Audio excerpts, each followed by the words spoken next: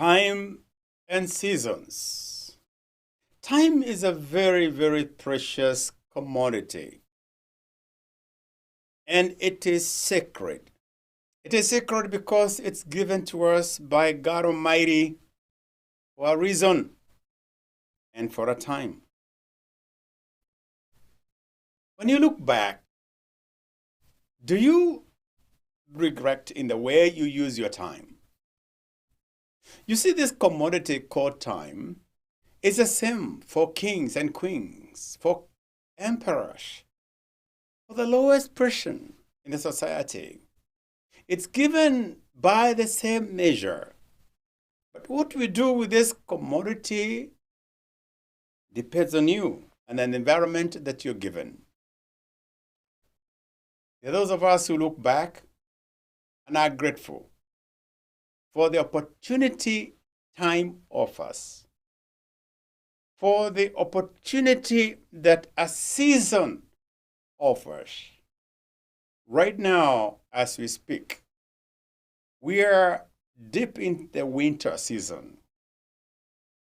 And this season is going to end because it's not going to last forever. And then life will spring. And then, if you may, life will fall. Different times, different seasons. And what you learn in life, there are times or seasons that will not come back. A time past is gone. Yesterday is gone. And today will be tomorrow's yesterday. So that tomorrow we'll talk about today as yesterday. And today is going to be a decade from now. And for some future generation, it will be a different century. Just as we talk about centuries of people who've gone ahead of us. And therefore, as a commodity, we need to respect it and maximize the time we have been given to live today, this decade, this century. There are certain chances in life that comes, but comes only once. There are people who are given to us for a reason and for a season. And when their time is up, you cannot do anything about it. All you can talk about is memory and the moments you had together. Today, right now, as we speak, we are mourning the death of, is it 39th President of the US, Jimmy Carter, who happened to have been here. I was here in 70s, 80 before Ronald Reagan beat him. I was in this country, in high school, in South Dakota. And and he's the only president of the US who have ever greeted me, not as a sitting president, but after a couple times. And a gift was given to me, South Dakota, that kind of reminds me of Jimmy Carter. He's over 100 years. When you look at those memories when he was young and energetic, and he was this former governor of this great state of Georgia, this is the state of Jimmy Carter, you look like it was like yesterday. Energetic, very great orator, bringing peace between Palestine and Israel. You see, he was very much engaged, helping put up homes, Habitat for Humanity, a very, very humble gentleman. At that moment when he was in power, I don't think anybody thinks or he wasn't, maybe he knew because he's a good Christian. I don't know whether it was so obvious that he would see a time when he'll be 100 years old. And bless his heart that he has turned 100 years. But that time is gone. Because he left and Ronald Reagan came. And others came. And others came. And others came. And others will come. And so he goes in the annals of history that we had a president who actually became more popular after his presidency. That is something to think about. But when you look at Jimmy Carter, he stands as one of the greatest presidents who have ever lived. Of course, I will say that with some bias because I was here when I came here for the first time. But he had his time. There was that season. But he doesn't have it anymore. Not only does he have it anymore, he's gone. And all we can do is flip through the pages of his life, even as we think about his legacy. Time is a precious commodity that we must see it as sacred, because in that commodity called time, there are opportunities that we can either squander or maximize. The only thing is that we are given only once, because there can only be a once today, and there can be only a one tomorrow. There can only be one decade. There can only be the second and the third and the fourth. And once it's gone, it's gone. Gone like wind, not to be seen again.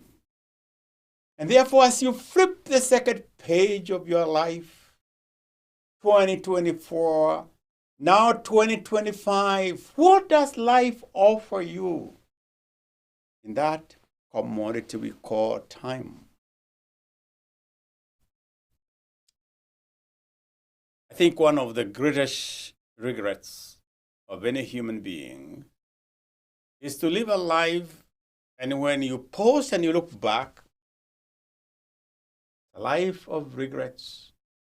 And there are certain pages of life you like to pass quickly. And there's this page of life you want to concentrate and read more. You want people to talk about that page, and the other page you love to pass or even tear off those pages of life because they are ugly, they are smelly. Dark days, dark nights.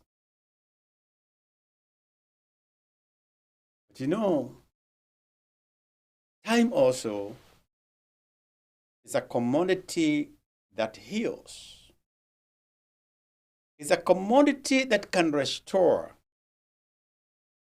Time offers a second chance. And there are those of us who are so boxed into this season when things did not work and they wish they were not born. Just before you wind up and tear that page, there is something you can do about a page in your life that whoever reads would want to see that and not want to turn to that ugly page of dark days. There were two people, and they were sheep thieves. They were caught, and in that culture, if you are caught stealing, they would actually, I don't know what you call it, they would just burn you and put initials here with the fire ST, meaning sheep thief. ST. so that everybody would see them and you see, oh, that's a sheep thief. It was on their forehead. And one person of the two said, I'm not going to live with this stigma. How can I live with this stigma? At church, people are seeing ST, sheep thief. At the market, at school. No, I can't live with this. No, it's permanent.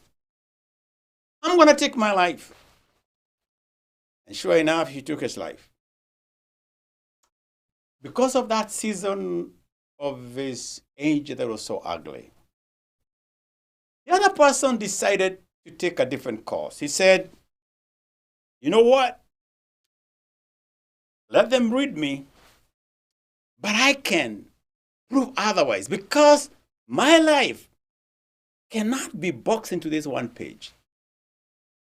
Because I was not created to be a sheep thief.